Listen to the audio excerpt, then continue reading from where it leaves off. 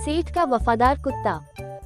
रामपुर गांव अपने बड़े बड़े खेतों और अमरूदों के लिए जाना जाता था।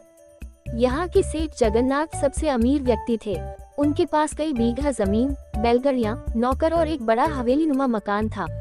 लेकिन सेठ का सबसे प्यारा साथी न कोई आदमी था, न कोई नौकर, बल्कि एक कुत्ता जिसका नाम था शेरू। शेरू भूरे रंग का, तेज नजर वाला और बेहद समझदार कुत्ता था। सेठ ने उसे एक लावारिस हालत में खेत से उठाया था जब वो सिर्फ 3 महीने का था। धीरे धीरे शेरू उनके जीवन का हिस्सा बन गया। वो सेठ के साथ खेत पर जाता, हवेली की रखवाली करता और रात को उनके पैरों में लेट जाता। गांव में हर कोई कहता था, शेरू सिर्फ कुत्ता नहीं, सेठ का साया है। एक रात की बात है, सेठ जगन्नाथ शहर गए हुए थे और हवेली में सिर्फ नौकर चाकर थे। आधी रात को शेरू बार बार भौंकने लगा। नौकरों ने सोचा कि शायद कोई जानवर होगा, पर शेरू की बेचैनी बढ़ती जा रही थी। उसने हवेली के पिछले हिस्से की तरफ दौड़ लगाई। वहाँ 3 चोर दीवार फांदकर अंदर घुस रहे थे। शेरू ने बिना सोचे समझे उन पर हमला कर दिया। एक चोर के हाथ में छुरा था, उसने शेरू को घायल कर दिया, लेकिन शेरू तब तक चिल्लाता रहा जब तक बाकी नौकर जागकर नहीं आए।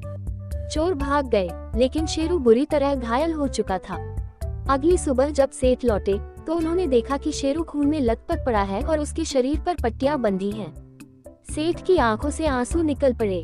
तूने मेरी हवेली को लूटा नहीं जाने दिया शेरू, तू तो मेरा बेटा है, सेठ ने उसका सिर सहलाते हुए कहा। शेरू के साहस की खबर पूरे गांव में फैल गई। लोग उसे देखने आने लगे। कोई दूध लाता, कोई रोटी। बच्चों ने उसे फूलों की माला पहनाई। पहली बार गांव वालों ने एक कुत्ते को नायक की तरह सम्मान दिया। बड़े बुजुर्ग कहने लगे, आजकल तो इंसान भी इतना वफादार नहीं होता जितना ये शेरू है। सेठ ने ऐलान किया कि जब तक शेरू ठीक नहीं हो जाता तब तक वो किसी भी काम में नहीं लगेंगे। उन्होंने हवेली के सबसे अच्छे कमरे में उसके लिए बिस्तर बिछवाया, डॉक्टर बुलवाया और हर दिन अपने हाथों से उसे दूध पिलाया। लेकिन हर कहानी में एक मोड़ होता है। गांव में सेठ का एक पुराना दुश्मन था, बंसीलाल। कभी एक जमाने में सेठ की तरह बड़ा व्यापारी था, लेकिन जुए और लालच ने उसे बर्बाद कर दिया था। उसे शेरू से जलन होने लगी। एक जानवर को लोग हीरो बना रहे हैं और मुझे कोई पूछता तक नहीं। उसने सोचा कि अगर शेरू को रास्ते से हटा दूं, तो सेठ को झटका लगेगा। एक रात वो चोरी छिपे हवेली में घुसा और शेरू के खाने में जहर मिला गया। लेकिन किस्मत को कुछ और मंजूर था। उसी रात सेठ ने अचानक शेरू को अपने हाथों से खाना खिलाने की जिद की। जैसे ही शेरू ने खाना सूंघा, वो भौंकने लगा और थाली को उलट दिया। सेठ को समझते देर न लगी कि कुछ गड़बड़ है। जांच के बाद जहर की पुष्टि हुई और नौकरों ने बंसीलाल को दीवार के पीछे छिपते देख लिया। पंचायत बैठी और गांव वालों ने फैसला सुनाया। बंसीलाल को गांव से निकाल दिया गया। सीख, वफादारी और निस्वार्थ प्रेम किसी रिश्ते की मोहताज नहीं होती। चाहे इंसान हो या जानवर, जो दिल से जुड़ता है वही सबसे बड़ा साथी होता है। शेरू ने दिखा दिया कि असली हीरो वही है जो दूसरों की भलाई के लिए अपने प्राण भी दे सके। लालची सेठ की कहानी। किसी समय की बात है, भारत के एक प्रसिद्ध नगर में सेठ धनराज नामक एक अमीर व्यापारी रहता था। सेठ धनराज के पास अथाह दौलत थी, सोने चांदी के भंडार, आलीशान हवेली, नौकर चाकर और व्यापार के कई स्रोत। लेकिन उसकी एक ही कमजोरी थी, उसकी लालच। जितना भी धन उसके पास होता, वो और अधिक पाने की इच्छा करता। उसकी यही लालच ही उसकी पहचान बन चुकी थी। धनराज की हवेली शहर की सबसे बड़ी और सुंदर हवेली थी।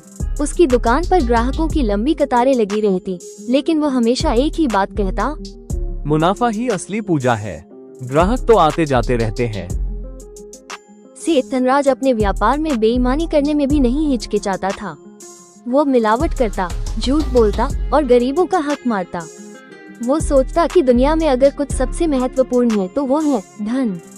वो किसी की मदद नहीं करता, ना किसी को उधार देता और ना ही कभी किसी मंदिर या समाज सेवा में दान करता। एक दिन उसके पास एक साधु आया। वो थका हारा लग रहा था। उसने सेठ से कहा, सेठ जी, मैं कई दिनों से भूखा हूँ, कृपया मुझे कुछ भोजन दे दीजिए।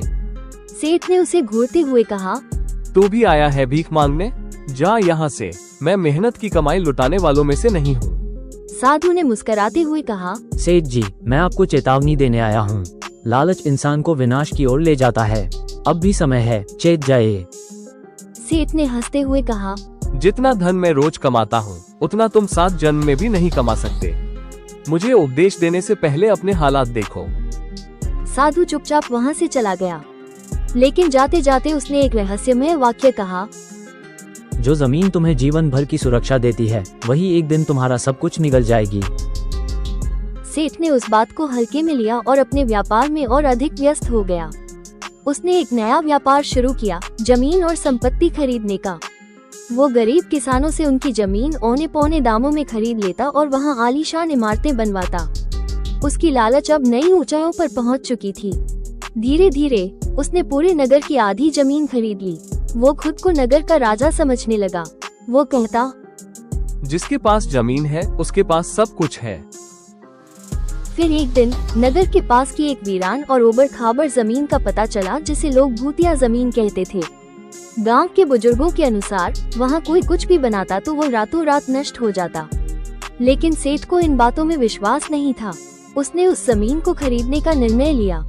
उसने अपने नौकरों को आदेश दिया कि वहां खुदाई शुरू की जाए और एक भव्य महल बनाया जाए। जब मजदूरों ने वहां खुदाई शुरू की तो एक रहस्यमय दरवाजा जमीन के अंदर निकला।